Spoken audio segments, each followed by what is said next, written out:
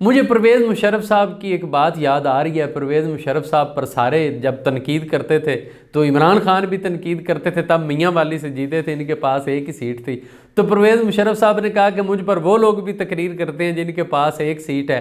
तो इमरान खान साहब ने कहा कि आप मुझे एक सीट ही जीत कर दिखा दें, आ जाएँ कहीं इलेक्शन लड़ लें और पता चले कि आप किस कदर मकबूल हैं। अवाम ने जब उनसे सवाल किया, कहा कि आप इतना ज़्यादा शोर डालते हैं, वोटर तो आपका है नहीं, आपके पास एक सीट है। तो इमरान खान साहब की बात मुझे आज भी याद है। तो उन्होंने कहा मेरा जो वोटर है उसकी उम्र अभी 18 साल से कम है, वो अभी छोटा है, वो खेल रहा है, जब वो बड़ा होगा तो मैं तुम्हें बताऊँगा। और आज वही नतायज है ख़वातीन हज़रात कि आज जब वो लोग बड़े हुए हैं, मैं 18 साल से 35 साल तक के लोगों की बात कर रहा हूँ, ये वो लोग हैं दरअसल जो इस वक्त उसकी फ़ोर्स हैं। जिस बच्चे की पैदाइश 2003, 4, 5 में हुई है उसने पीटीआई के अलावा कुछ नहीं देखा, क्योंकि जब उसका वोट बना था और जब वो बालिग हुआ या बड़ा हुआ है तो उसने इमरान खान को देखा है। वो तो जानता ही नहीं है कि कौन है नवाज़ शरीफ और कौन है मरीम नवाज़, कौन है जरदारी और कौन है बिलावल भुट्टो।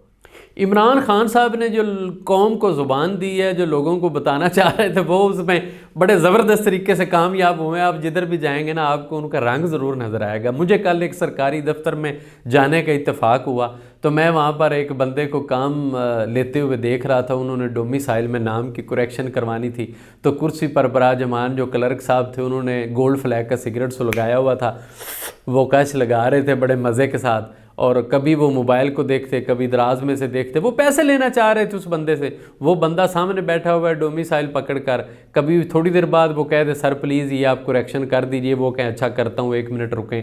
कभी फाइल ऊपर करे नीचे करे, कभी अलमारी खोले, कभी वो पाँव के साथ दराज को बंद करे। सारा इस तरह का सिलसिला ख़वातीन हज़रात चलता रहा। मैं देख रहा था बैठा हुआ, तो अचानक उस शख्स ने खड़े होकर वो तकरीर झाड़ी कि क्लर्क साहब जो है यकीन कीजिए उनको छुपने की जगह नहीं मिल रही थी।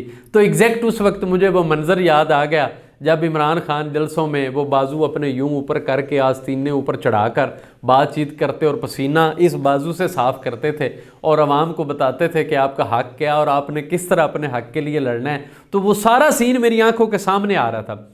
तहसीलदार साहब को उसने बुलवा लिया, असिस्टेंट कमिश्नर साहब को फ़ोन कर दिया, सारे बंदे वहाँ पर, उसने फ़ाइल पकड़ी हुई, वो तमाशा और मीडिया को वो कॉलें कर रहा था बंदा। अब वो सारे जितने गवर्नमेंट के क्लर्क्स हैं उस बंदे के पीछे पीछे थे कि प्लीज़ हमें माफ़ कर दें, आपका काम हम अभी करके भेजेंगे। दरअसल आपको किसी भी सीधे काम के लिए सही तरीके से बाज़ दफ़ा गुजरना पड़ता है और वो नहीं होता। इसलिए आपको कहते हैं ना घी टेढ़ी उंगली से निकलेगा, आपको फिर दूसरा तरीका इस्तेमाल करना पड़ता है। लेकिन सवाल यह है कि वो दूसरा तरीका कौन सा है और वो दूसरा तरीका हमें किसने सिखाया और हमने कहाँ से सीखा, हमारी कौम को कैसे पता चला कि एक दूसरा तरीका भी है। तो ख़वातीन हज़रात जब ये बात आती है तो इसका जवाब सिर्फ़ और सिर्फ आता है इमरान खान जो इस वक्त जेल में। हाँ जी, इमरान खान साहब कोई शक नहीं है कि वो जेल में और वो कैद हैं, लेकिन मज़े की बात यह है कि वो जेल में रहकर, कैदी रहकर भी अवाम की सोच और अवाम के दिलों में बस रहे हैं।